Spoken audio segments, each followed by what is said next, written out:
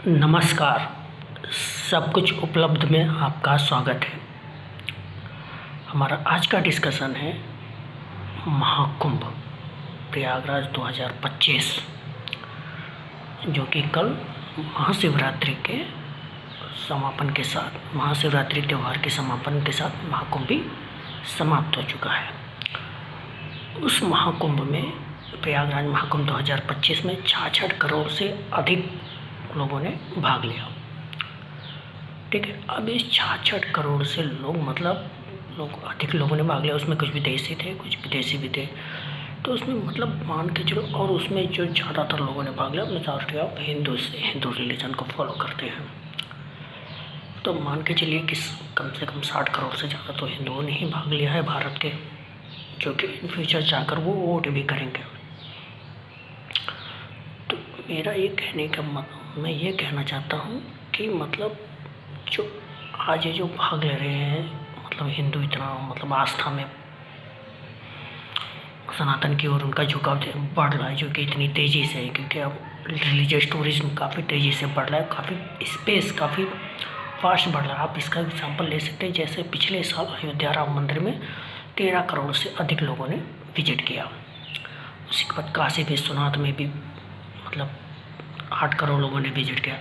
और भी है मथुरा वृंदावन, यहाँ पे भी बहुत अधिक संख्या में लोग विजिट करें। ऐसे देश के हर जो धार्मिक स्थान है, वहाँ पे लोगों का सैलाब उमड़ रहा है। और ये पिछले 5-6 सालों में इसका काफ़ी तेज़ी देखी गई है।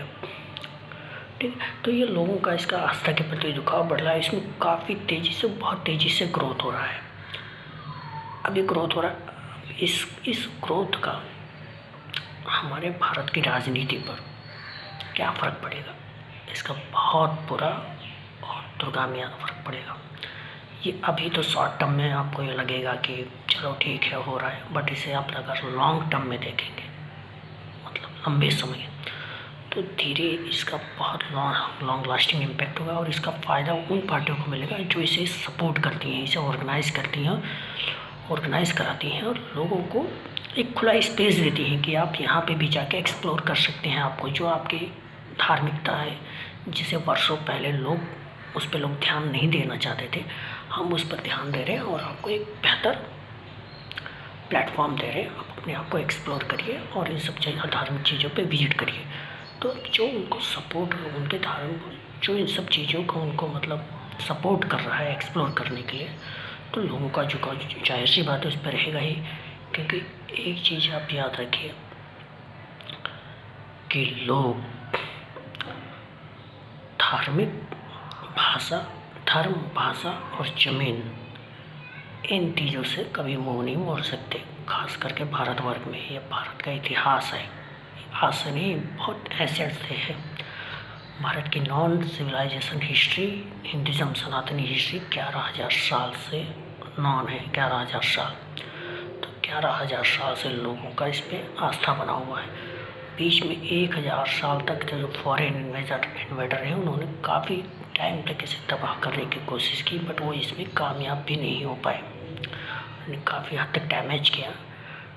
हमें भारत के बहुत सारे भूभाग को हमें खोना पड़ा, डैमेज किया, बट उसे पूरी तरह खत्म नहीं पाया। इसका लोगों को उस समय, और इस धर्म को बचाने के लिए समय समय पर लोगों ने अपना बलिदान दिया, तलवार उठा के, हथियार उठाए, लड़ाई किया धर्म को।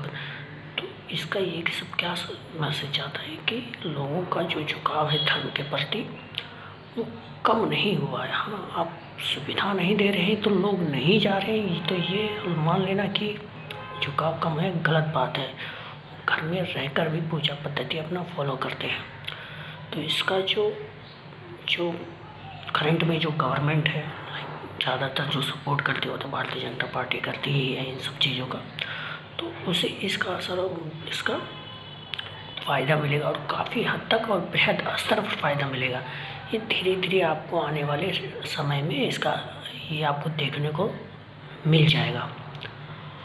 और दूसरा, आप आस्था को इस नज़रिए से समझ सकते हैं कि पिछले साल 2024 के जनरल इलेक्शन में हमारे देश में तकरीबन 65 करोड़ मतदाताओं ने भाग लिया, जो जिनकी उम्र 18 साल से प्लस है, मतलब भारत देश में जिनकी उम्र 18 साल से ज़्यादा होती है उन्हें वोट देने का राइट है।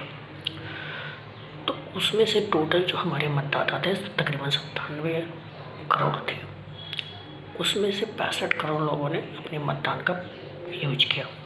अब हम लेते हैं महाकुंभ को। महाकुंभ में जो टोटल गए हैं लोग वो 67 करोड़ से ज़्यादा है। अब उसमें विदेशी मिला देंगे मतलब तो 65 करोड़ तक भारतीय गए हैं। उस भारतीय में भी हिंदू तबका बहुत, मतलब भारत में जितना हिंदू उसका 50% से ज़्यादा हिंदू वहाँ विजिट कर चुका है। मतलब अगर आप इसको वोटिंग से कंपेयर करेंगे तो मान लो कि जो 65 करोड़ अगर वोटिंग पड़ी है भारत में, तो उसमें सारे वर्ग जितने यहाँ पे भारत में जितने वर्ग हैं, जितने पंथ हैं, सब ने मिलकर 65 करोड़ में सब गए हैं। लेकिन ये रिलीजन में सिर्फ 65 करोड़ जो मतलब 50% से ज़्यादा जो भारतीय हिंदू सनातनी गए हैं, हिंदू गए हैं, वो आपको क्या लगता है, वो उससे क्या समझ में आ रहा है कि उन लोगों को आस्था में ज़्यादा विश्वास है, भाषा में ज़्यादा विश्वास है, ज़मीन को लेकर उनके अंदर ज़्यादा विश्वास है। वो वोट देना उतना महत्व तो नहीं देते।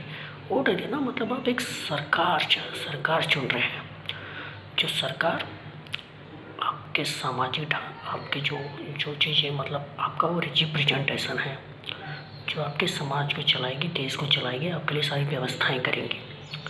वो सरकार हर साल सरकार बदलते रहती है तो लोग इस चीज़ को समझते हैं। बट जो धर्म होता है वो हर साल आप नहीं बदल सकते, वो लॉन्ग लास्टिंग चलता है।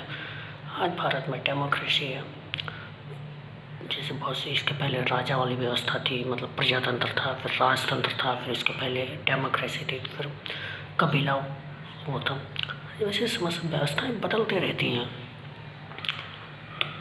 तो मतलब धर्म को ज़्यादा वरीयता दे रहे हैं, और जो उनके धर्म के प्रति जो उन्हें मतलब इन सब धर्म को प्रैक्टिस करने के लिए जो उन्हें सारी सुविधाएं उपलब्ध कराएगा, जाहिर सी बात है उनका झुकाव उस पार्टी के प्रति ज़्यादा होगा। और ये आपको अभी शॉर्ट टर्म में थोड़ा समझ में आए, बट आने वाले टाइम में इसका आपको असर पूरे भारत में दिखेगा।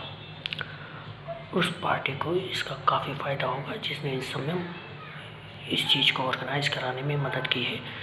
तो आप देखते रहिए, आने वाले टाइम में भारत की राजनीति में बहुत बड़ा परिवर्तन आने वाला है। बहुत बहुत धन्यवाद आपका।